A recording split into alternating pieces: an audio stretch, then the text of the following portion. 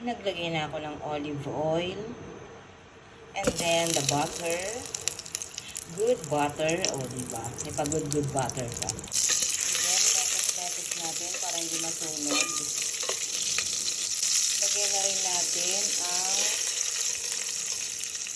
kalahating head ng garlic. Mas maraming garlic, mas masarap. Mekos. And then, sunod na natin ang ating mga hipon. Malalaking hipon. Bili ko dito is kulang 300 mga ka-invento. Pero malalaki siya, o. Tignan niyo. Diba? Ang ganda. Lagyan natin ang paminta. Kalahating shrimp cubes. Oyster sauce.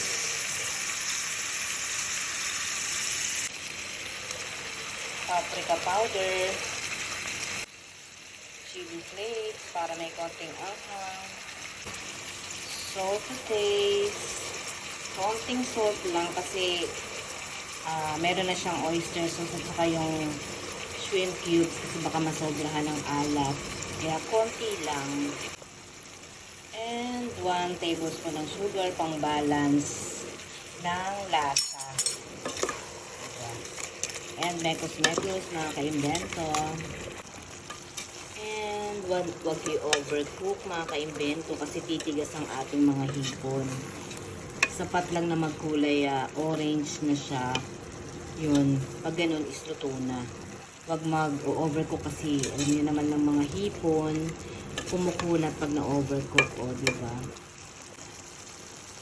Kaya naman 1 tablespoon lang na sugar ang aking inilagay para naman di maglasang minatamis na hipon ng ating garlic butter shrimp, o diba?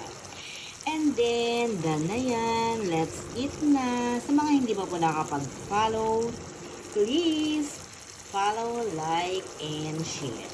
Love you mga ka-invento.